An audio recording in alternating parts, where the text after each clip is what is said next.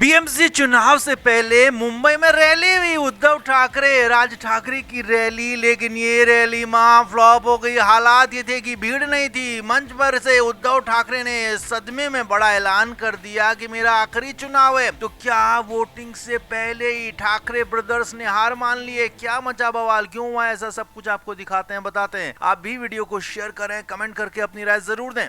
तो मुंबई में बीएमसी चुनाव के लिए उद्धव ठाकरे, राज ठाकरे ने रैली की। शिवतीर्थ मैदान में ये रैली हुई, लेकिन इस रैली में भीड़ ही नहीं पहुंची। जी हाँ, जो उम्मीद थी उद्धव ठाकरे को, राज ठाकरे को, पहुंची नहीं। वो हम पहले ही आपको बता चुके हैं कि भीड़ की कमी, लोगों की कमी की वजह से उद्धव ठाकरे राज की जो 5 रैलियां मुंबई में प्रस्तावित थी वो सब रद्द हो गई। सिर्फ एक रैली होनी थी। संडे को 11 जनवरी को रैली हुई, लेकिन ये रैली इतनी बड़ी महाफ्लॉप निकली कि मंच से उद्धव ठाकरे रोने लगे, सदमे में आ गए, ऐलान कर दिया। जी हाँ, उद्धव ठाकरे ने बहुत सारी बातें की, विरोधियों पर हमले बोले, यहाँ तक कह दिया कि बीजेपी मुंबई को महाराष्ट्र से अलग करना चाहते हैं और उनके बीजेपी नेता, तमिलनाडु के नेता अन्नामलाई तक के बयान का यहाँ पर हवाला दिया, लेकिन कोई फर्क नहीं पड़ा क्योंकि उनकी रैली में भीड़ दूर दूर तक नहीं दिख रही थी। इसीलिए उद्धव ठाकरे रुआंसे तक हो गए। ये कह दिया कि ये मेरा आखिरी चुनाव है। पहले राज ठाकरे बोले थे कि यहाँ पर ये चुनाव मराठियों के लिए आखिरी चुनाव है, इस चुनाव में आपने वोट हमें नहीं दिया तो मराठी खत्म हो जाएंगे, मराठी अस्मिता खत्म हो जाएंगी। और उद्धव ठाकरे ने तो साफ कह दिया कि ये मेरा